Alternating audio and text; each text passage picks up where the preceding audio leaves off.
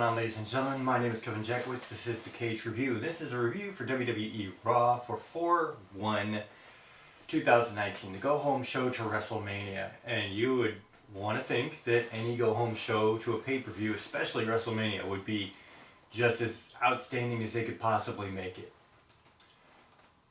No. No. It definitely had some high points, and we'll get into that, but you start out with Stephanie McMahon. She comes out with the announcement that in the women's triple threat main event with Ronda Rousey, Becky Lynch, Charlotte Flair, you have two women's champions, and whoever wins this match is going to take both belts. I don't like this announcement. I think it's stupid. I think that they're going to have to figure out a way to course correct that or get rid of one of the titles altogether. And I feel like that's just really a bad decision. So you're either going to take the title off Raw or off SmackDown, or you're just going to have the winner cough up one of the belts the next day. It doesn't make any sense to me. It's stupid. So you get that announcement, then you have Brock Lesnar come out with Paul Heyman, of course. You know, they're doing their Brock Lesnar's going to dominate at WrestleMania a bit. Seth Rollins comes out, says he's going to take the belt from Brock. There's nothing he can do about it. Brock just kind of walks past him and shoulder shrugs him. Seth Rollins then spins him around, hits a low blow. They do a little scuffle. Seth Rollins hits another low blow, gets a stomp on Brock Lesnar, and walks out. Interviews Seth right afterwards. She says if you do that at WrestleMania, you're going to get disqualified. He's like, well, I'm not champion yet.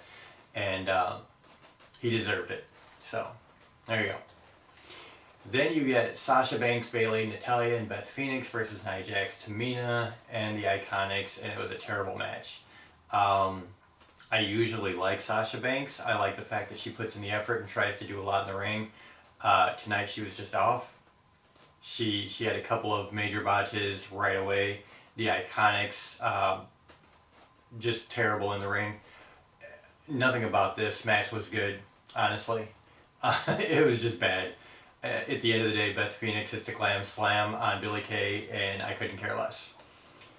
Then you get like a segment where it looked like I was kind of talking to somebody, but it looked like it was Jinder Mahal versus Apollo Crews in the ring with a bunch of the people from the Andre the Giant Memorial Battle Royal surrounding the ring.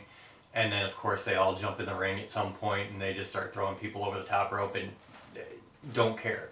I don't care about the Andre the Giant Memorial Battle Royal. I don't care about anybody in it. I just don't care. Then you get a segment with Kurt Angle. They're doing a recap of his career. Of course, Baron Corbin comes out. And then Rey Mysterio comes out, and Rey Mysterio and Baron Corbin have a little scuffle that turns into a match later in the night. Then you get one of the highlights of the night, which was Ricochet and Aleister Black versus The Revival. Good match. And it was kind of some trickery at the end where one of the Revival was holding Ricochet's leg so he couldn't get back in the ring from the 10 count.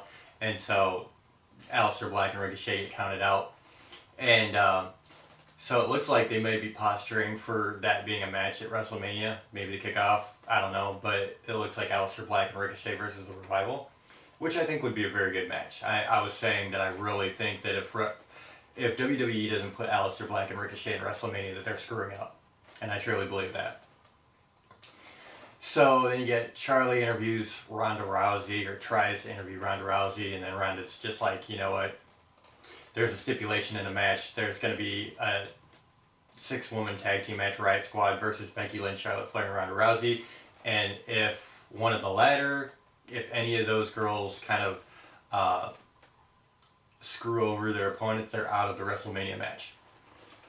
So Ronda Rousey says she's going to take care of the Riott Squad, and then she's going to take care of Charlotte and Becky.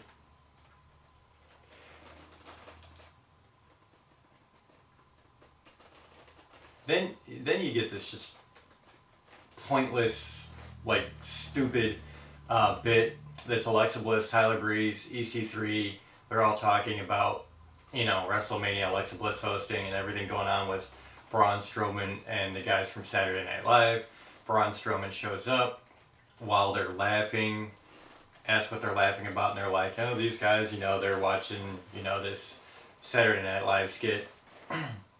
Braun walks over to these couple of local nobodies and says, well, we're having a match tonight. So, magically, of course, that's a match. These two local nobodies versus Braun Strowman later. Couldn't care less.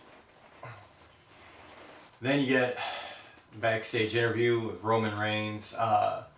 Roman's being asked, if he's ready to be back in like genuine singles competition, because since he's been back, he's been with the Shield, and he gets blasted by Drew McIntyre from the side.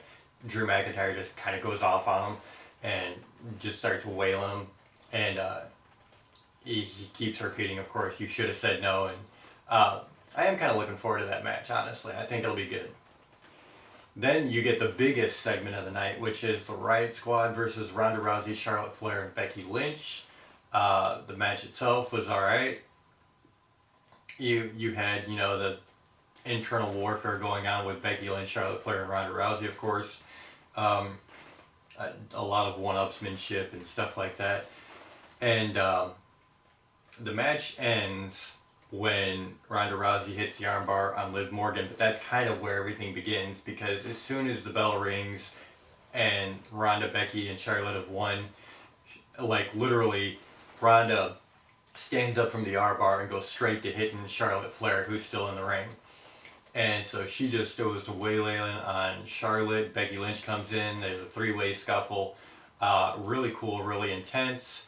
They have some security come in. They're trying to separate everybody. That's not working. So then they bring in like a bunch of DC police. And that's when things start getting kind of interesting. They really make a show out of it. Charlotte, Becky, Ronda, they're all like trying to be cornered by the police. Ronda goes charging after Becky, knocks one of the cops down. She gets cuffed. Becky, then after Ronda gets cuffed, blasts her, knocks her down. She gets cuffed. Charlotte, as they're taking Ronda out, blasts Ronda. She gets cuffed. So they're dragging all three out, and they're trying to fight the cops while they're handcuffed. They threw Ronda and Becky in the same backseat of the car, which would never happen in real life. But Ronda and Becky are kind of like trying to kick at each other. Ronda winds up kicking the window out of one of the cop cars. There was a lot of chaos and confusion. There was a moment when somehow Ronda got behind the wheel of one of the cop cars and hit the gas and drove it into another cop car. They finally got her back to the back seat. She's hanging her head out the window that she had kicked out of, and Charlotte knees her in the head. There was just a lot of really cool back and forth that they did, and it actually was kind of fun. Now, obviously, a lot of it wouldn't happen in real life for a lot of different reasons, but it was entertaining the way they built it up. Right after that, you get a Who Gives a Shit match with Heavy Machinery versus Ruben and Gable. I really like Chad Gable and Bobby Roode for that matter. I'm not really a fan of Heavy Machinery. They're just big guys.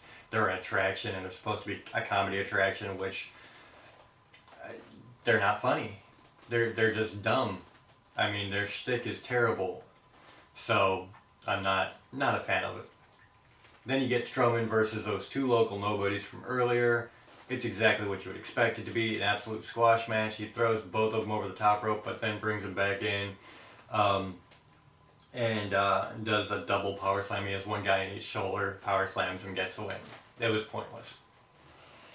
Charlie has an in-ring interview with Bobby Lashley and Leo Rush, and they're asking Lashley, if he's concerned that the rumor is that Finn Balor is going to bring the demon, and then there's a promo on the Titantron when Finn Balor's talking, and Finn Balor's like, you should be concerned, and then he actually unveils the demon on the Titantron. So apparently, we're going to have the demon at WrestleMania, which means Finn Balor's more than likely going to win. And then, for the close of the show, the highlight of the night, Rey Mysterio versus Baron Corbin. And I couldn't have been more bored during a match. And we're talking Rey Mysterio here, who has had some absolute classics with Andrade Cien Almas lately. Like, Rey Mysterio, it's incredibly hard for him to have a bad match. And this was just boring. Like, I was just as uninterested in this as I could possibly be. And that's how they closed the show. And so Baron Corbin gets a clean win over Rey Mysterio after he's had so many good wins lately. And then as he's walking up the ramp, Kurt Angle comes out, puts him in the ankle lock, holds him there. Who cares? Like, seriously, who cares? So it was a very, very weak close to the show, and it lasted for about 20 minutes. And there was some very weak points. I think they opened up that beginning announcement from Stephanie McMahon was just bad. It was stupid. The first match was pretty bad. I mean, the segment with Alexa Bliss, Tyler Breeze, EC3, horrible. Heavy Machinery, Rude, Gable, bad. So, I mean, it had a couple of highlights. Seth Rollins, Brock Lesnar, and the women's main event match. The build there was really good. Other than that, though, this show was not good. And to have like 2 or 3 segments be good on your go-home show to WrestleMania and the rest is crap, I'm sorry. It did not work. Roman Reigns and Drew McIntyre worked for me too. I did like that segment. But I mean, that's your amazing build-up for WrestleMania right there. So I gotta give this a very low score just because this is your go-home to WrestleMania show and you put in very little effort, I think. Like, you put in effort in 2 or 3 segments in a 3-hour show. So for that reason, I'm going to give it a 2 out of 10. I don't think it deserves any more than that. I think with everything they had on this show, they could have invested a lot more time into spreading the wealth, which is something WWE's been terrible about. So that's where I'm at, 2 out of 10. It doesn't deserve anything more than that. Let me know what you guys think in the comments below. Just because it had one really good segment doesn't mean it was a good show. That's my opinion. So if you enjoyed this or if you agree, hit the like button, subscribe, and share. My name is Kevin Jackowitz. Kaged Nation out.